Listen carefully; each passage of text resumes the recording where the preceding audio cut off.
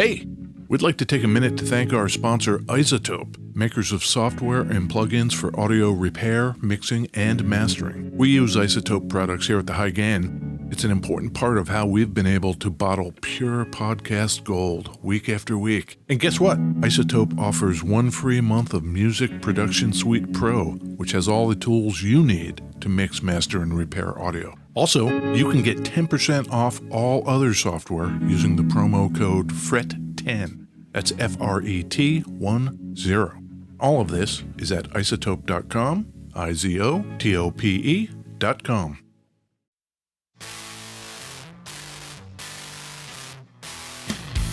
Hey, this is Ed Peterson. And this is John Kiltica. And this is the High Gain Podcast. The High Gain Podcast, Ed. What do we talk about, John? We talk about guitars, pedals, weather, beverages, all kinds of things. All of it. Where are you recording from today, John? Oh, it is so lovely here in beautiful West Seattle. Even though I'm in the basement, I can feel the 70-something air and the blue sky. Mm-hmm. What about you? I am still in lovely Palm Springs, California. Let me check the weather app. Has it reached 200 yet?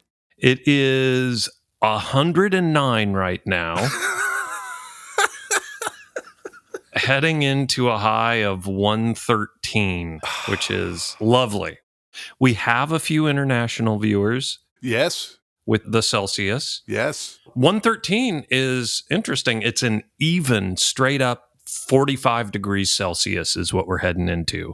Ooh. We hit 118, and that was almost 48 degrees Celsius. 118 is real hot. 113, very nice. Balmy. I love it. Have you put anything out on the porch to just watch it melt? Every couple days, every few days, I'll make a batch of sun tea out there, and we have like a big glass bowl, and I'll put that on the patio and just let it sit out there. And it's never boiled, right? But that bowl, you do not want to touch that bowl with like your bare hands. Ooh. Very hot, John. Well, damn. And every night there's bunny rabbits and bats and just stuff I'm not used to seeing in Seattle. Our big fat cat, Mr. Jimmy, Yeah, has taken to sitting out on the patio at dusk, staring at the ivy on the wall. Mm-hmm. Why is he just sitting there staring at the ivy? Yeah. No clue until Mm-hmm. we're feeding the squirrels on the top of the fence during the day. Mm-hmm. They're sitting on the top of the fence eating their peanuts. And then up over the fence comes this little pair of eyes and little ears. And we're like, oh, look, there's a baby. They have a baby. And then we think, that is one ugly looking baby squirrel. It's not a baby squirrel. It's a rat. Oh, jeez. So I think at night, maybe the rat becomes a little more active and Mr. Jimmy is having none of it. Ah. So he's just thinking like, I'm just going to sit here, and if that fucking thing comes over the fence, it's a goner. Yeah. The West Seattle rats, not into them. Like a bat out of hell, I'll be gone when the morning comes. When the night is over, like a bat out of hell, I'll be gone, gone, gone.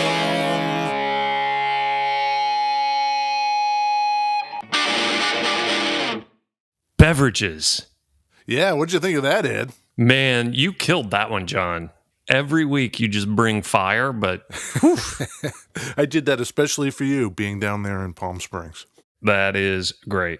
We have turned a corner on so many levels, I don't even know where to start. Okay. As you mentioned, we got a big old box Mm-hmm. here in Seattle, and your lovely daughter, Claire, Yep. opened up the box and brought me half of our embarrassment of riches from our good friends over at Orca Beverages. That's fantastic. So I have an Orca beverage sent directly from Orca Beverage. So sick. I have a Mr. Cola. I think we've had a Mr. Cola before. I think. Well, it says here it is the aristocrat of colas.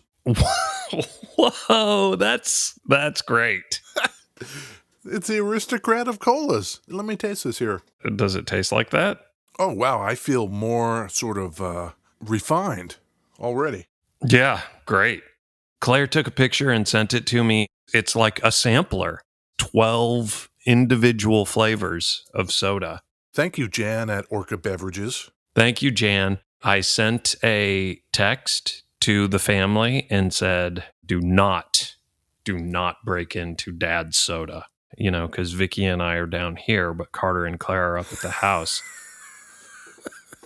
We've been working for months to make this happen. I know. Can you imagine?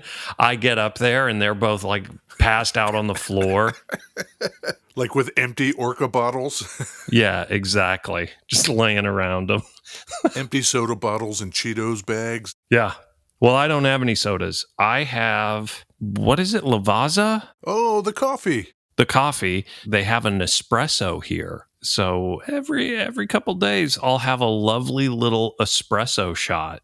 So I've got this little Lavazza cup with like the gold insides, you know, the fancy espresso cup. Right. I've got one of those and I'm having a lovely espresso beverage. I've got a buddy. Yeah. Italian-American gentleman I grew up with. Mm-hmm. Last name of Tartarvita, which means sour life. That's cool.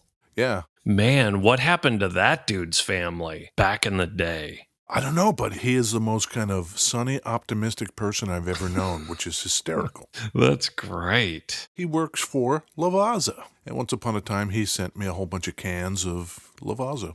You know, this seems like a decent segue to a mail we got, John. Oh. Nicholas in France. France? Sent us a question. Yes. I love this international shit. Exactly. Go ahead, lay it on me. It's sort of a beverage/guitar question.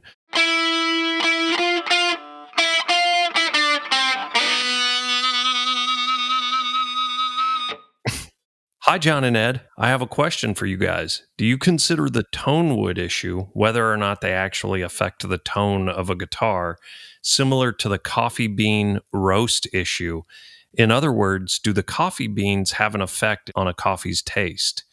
There are many analogies to be made here, but I think it's a critical discussion that needs to be addressed on your podcast. Nicholas from Paris.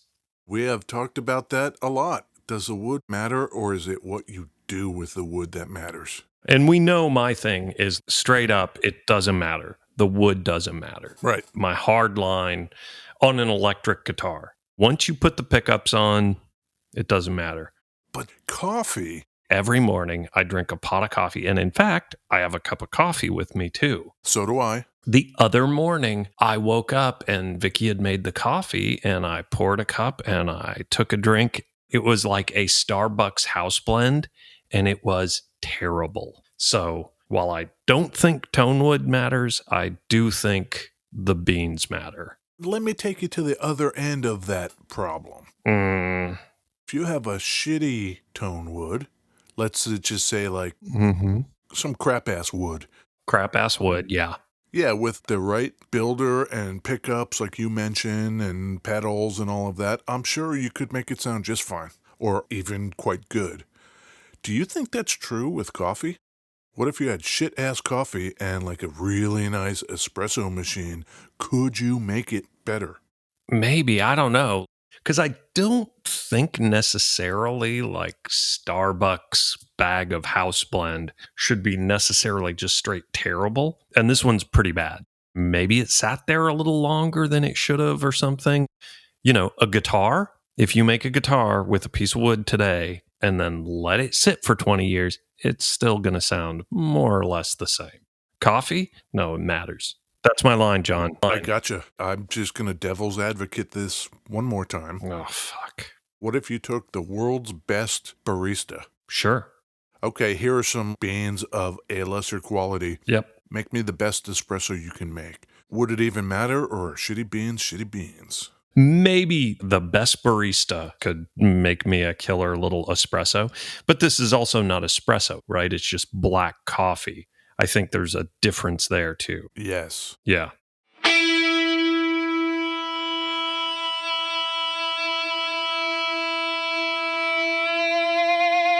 Whoa. That must be a very dense wood. No! No? This is a Fernandes, Ed. Okay. A Fernandes Retrorocket Elite.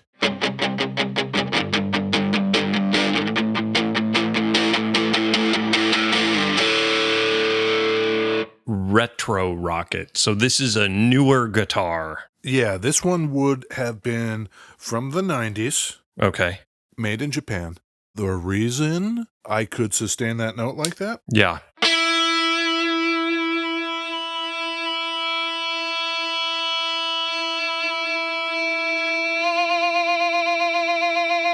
Whew, that's cool.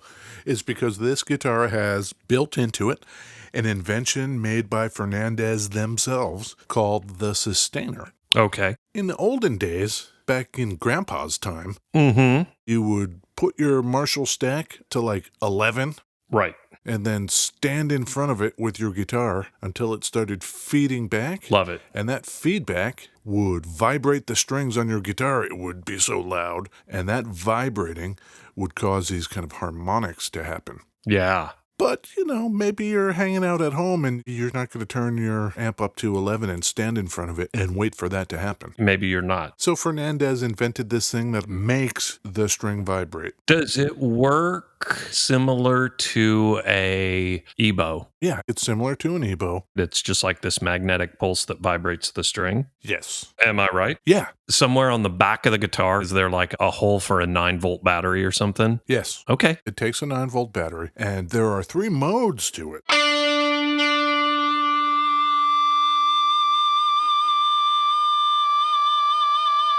Love it. That is the harmonic mode, which means as the string vibrates, it picks up the 5th as a harmonic. Yeah, weird. And then there's natural mode.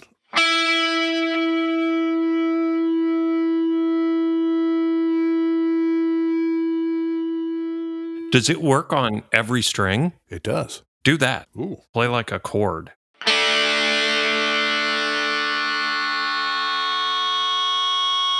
Yep. Huh. Ooh. Ooh, I like that. Yeah. And then they have what's called mix mode, which is supposed to mix that natural sound with the harmonic one. Let's see if that does it.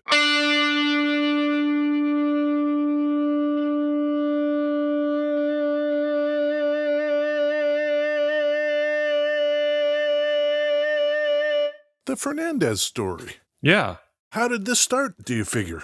It feels like there's a similar path as the Ibanez story. That's absolutely right. Okay. Fernandes is not quite as old as a brand as Ibanez is, but the impulse is the same. It was the mid to late 60s, and the company in Japan was called Saito Musical Instruments. Okay. And flamenco music was really big, so a lot of what they were doing was acoustic flamenco guitars. That would make sense with the name change, I guess? Yeah, the name changed in 72 to Fernandes, Okay. and they expanded into electric guitars and basses and amps and accessories and all kinds of stuff. They grew. In fact, they became one of the biggest guitar manufacturers in all of Japan at that point.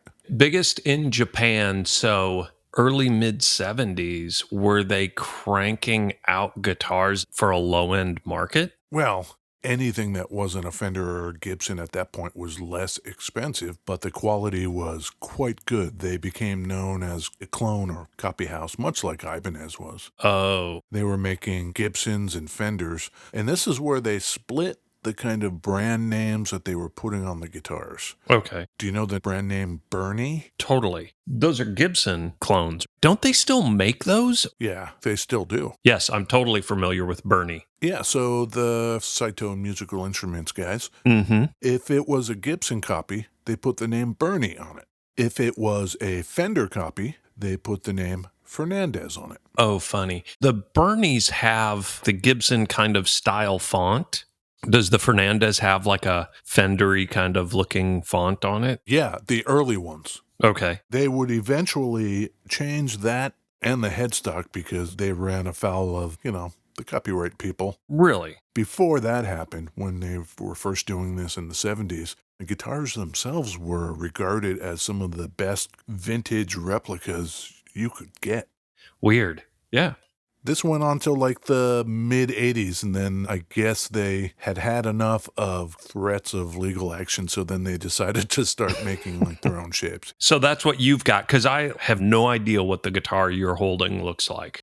This looks like a Strat. Okay. The headstock doesn't look anything like a Strat. Okay. 3 pickups, 3 knobs, which are volume, tone, the 5-way switch. 2 toggle switches that control the sustainer. One is on and off, and the other one is a 3-way for the 3 modes we discussed. It's got a Wilkinson bridge on it, which deals with the tremolo.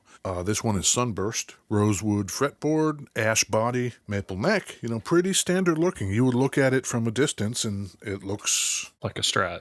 It's got those funny, like, blade pickups. Yeah. Huh. Check this out.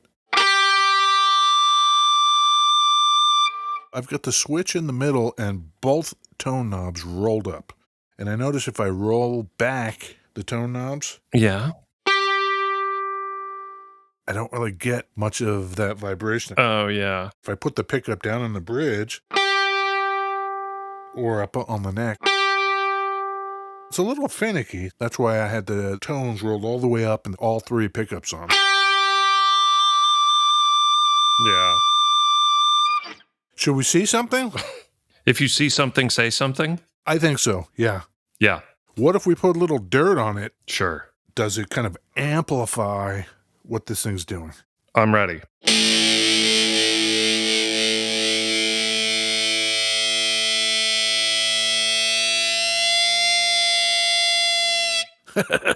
That is not a 1981. It is not. This, Ed? Yeah. It's very devilly. Ooh, my favorite. This is a Dirty Haggard Audio Deathfuzz. Oh my God. I love the name. From our new good friends in Portland, Oregon. It has a skull on it. That's how you know it's devilly. And it's black. And I had it just now set fairly conservatively. You want to hear the extreme edge? Do you have the gate on? No, not right now. It seems like a gate on with a sustainer is a weird thing. Like maybe it'll make it so it won't work? One will win, but they won't both, right? Okay, I'll turn the gate on. Okay. It's like they're fighting. Yeah, so the gate wins. Oh, here it comes. Oh, the gate thought it was going to win. Get fucked, gate. Sustain wins. Man, that just sounds like a mosquito in your ear. It does. Yeah, you want that mosquito sound? Yeah. So can you tell me anything else about this company, John? Actually, yeah. You know why? Why? We had the good fortune to get in touch with our man Nick Rogers down there in Portland and to talk to him about this pedal, and he was very gracious with his time. Do you want to go back in time and hear it? Can we meet the maker? We can meet the maker for sure. We've got Nick Rogers. He makes pedals down there in Portland. Portland, Oregon. I love it. You know what? What? He makes the pedal that we've been playing this whole time. Tell me it's true. Nick? It's true. Absolutely. How's Portland these days? Oh, it's a wreck. Like the feds coming in and just using random people holding up signs and stuff for target practice. It's really not cool. I am super not into the video that I am seeing out of Portland right now. Yeah. Carloads of mercenary dudes are showing up too. I like Portland, but you get outside of Portland and Oregon's kind of a clusterfuck. I love parts of that state, for sure. Are you from Oregon originally, Nick? I am not. I'm originally from Madison, Wisconsin, though I grew up in the Northwoods of Wisconsin. It's actually pretty similar. Where I grew up is pretty similar to like the outskirts of Oregon. It's just everyone driving like a Ford, wearing like the camo stuff and cut off sleeves and all that shit. Great. So you're right at home. You love it. You had no idea. Keep Portland weird. It's going to be great. And then, yeah, boom. I've got a Gatorade, John. What? I know. Are you smelling burning leaves too? I am actually in Palm Springs. It's 8 o'clock at night and it's 102, 104, something like that. Damn. Oh, you're rehydrating. How about you, Nick? I have a very fancy drink, actually. Samuel Smith's Organic Chocolate Stout. Whoa. Oh, It's terribly delicious. love it. John Kilteka, Yes? what are you drinking? Oh, I've got more of that signature brand Soleil water drink beverage. This one is lime flavored. Carbonated Safeway water. Yeah. Tell me about that pedal, John. I don't know anything about it. Nick is the proprietor of Dirty Haggard Audio, and this pedal caught my eye initially because there's a cool skull on it. It is an aggressive fuzz. This is the DH2 Deathfuzz. Oh, If I put it as low as I can seem to get everything to go, yeah. I still get a crunch. Can you give me a little more volume on that? Yes, I can. There you go. If I were to really go into this thing and mess around with a couple things here. Yeah. What are the knobs? Tell me the knobs on this. Gain, volume, filter, and gate. Yeah. Tell us about this, Nick. Okay. It's actually based on the FY2 that came out in the 60s. I believe it was a Japanese-made pedal originally. It's a really, really gnarly fuzz, but it had all kinds of random issues with it. It was really noisy, and just looking at the actual circuit configuration, it kind of pitted two out-of-phase transistors against each other in like two different gain stages. So I just completely revamped the whole thing, added a noise gate, basically just completely redid it, but kept the amplification stages and like tone section more or less intact. So the filter is a tone. It is, yeah. It's kind of a weird one, though. It mostly affects the lower mid-range. Gate's on now, right? Yes. Now go no gate. I'm kind of in no gate camp. Oh. That seems almost blasphemous. Sacrilege. Do a little more, John. A little more no gate.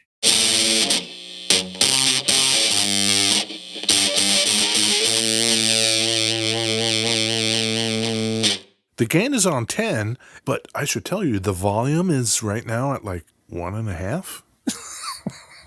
Great. Oh, wow. This thing's got a little room to move in it. What pickups are you putting into it? I am playing a 1974 Mustang for this here meeting. Right on. Taking this and chaining it through a few of my other favorite things. Like more fuzz pedals. That and tremolo. Oh.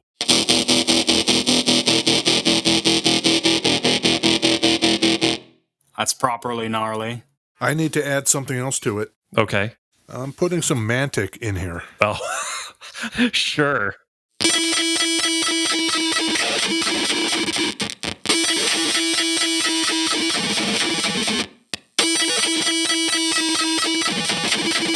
Fuck, that's cool. I feel like that should be in Mars Attacks or something, some other space movie. Is the Mantic on and the tremolo? You don't have them both on, do you? Should I?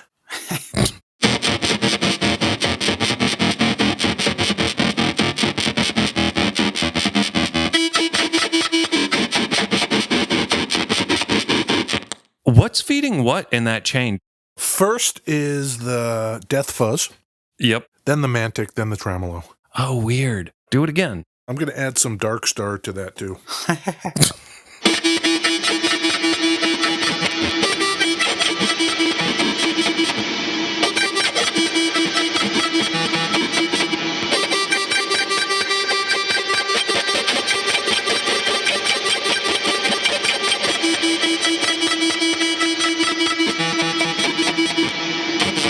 I really dig that. That's like the perfect board right there. Legitimately, that is really rad. This pedal has muscle, Ed. So, do you have like some settings on this pedal that you like put it on that and it stays there? The gain is always at or very close to 100%. Of course. Perfect. And then, yeah, with that one in particular, I turn the filter all the way up so you get the maximum scoop. Ooh. It's kind of like bitey and 8-bitty. Gate on. Always. This is the Nick Rogers setting.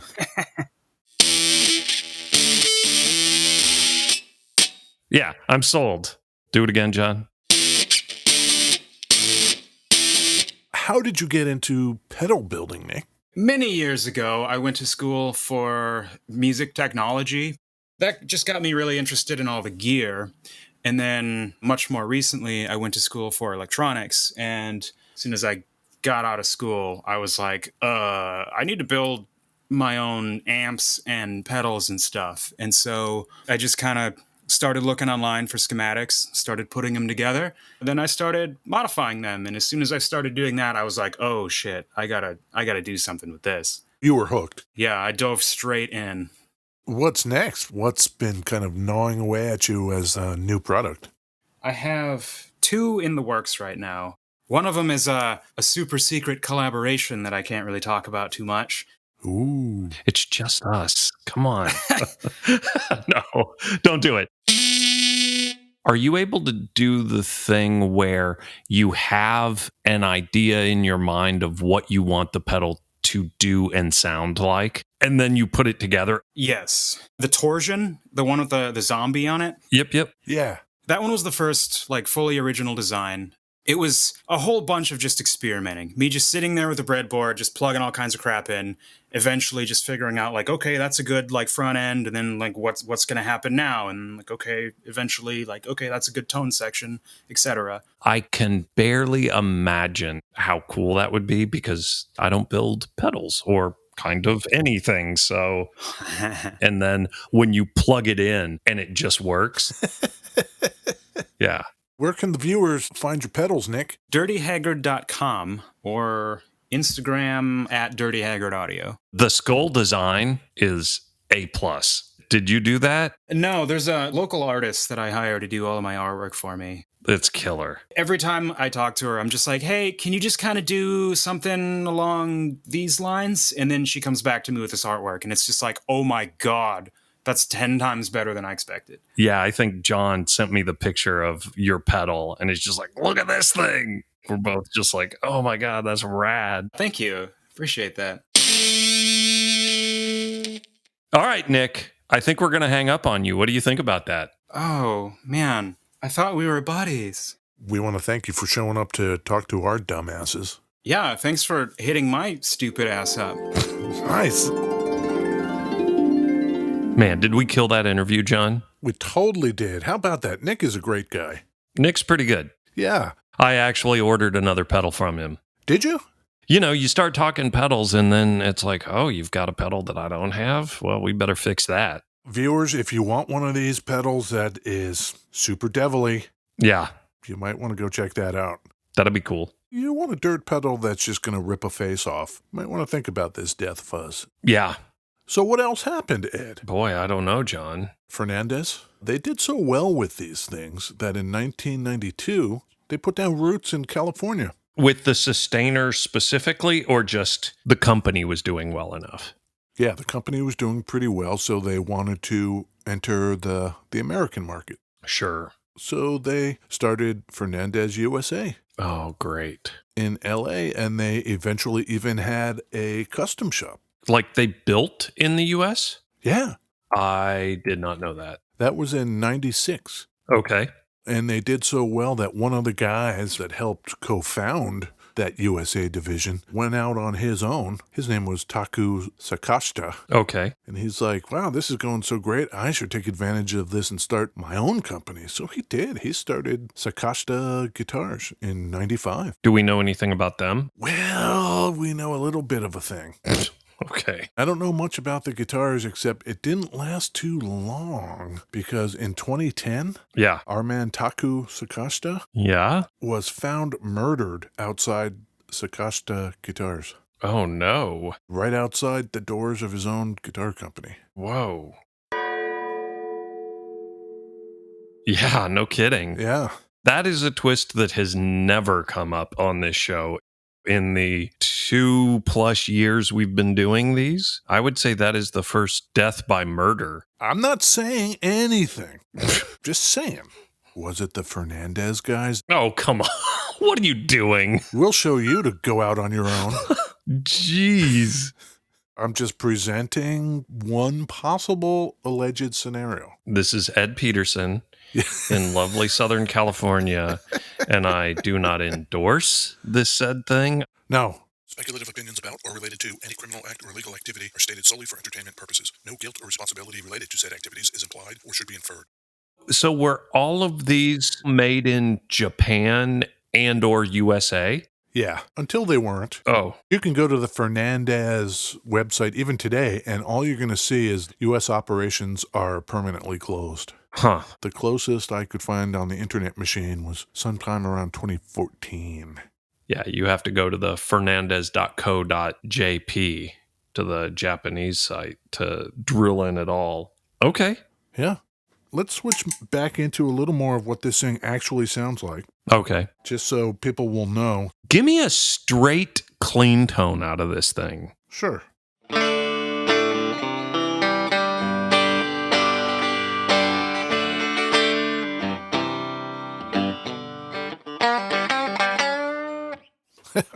What are you playing right there? I've got all three pickups on, so the 5-way is in the middle. Okay. 2 volumes up. I've got the tone up too. Okay. This is as bridgy as I can get. This is as necky as I can get. Go bridgy again. Bridgy? Okay.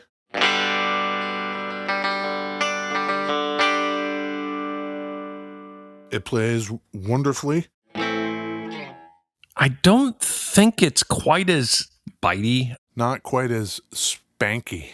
In my humble opinion, the only reason to buy that guitar is to buy it for the sustainer. Yeah. That's the only reason.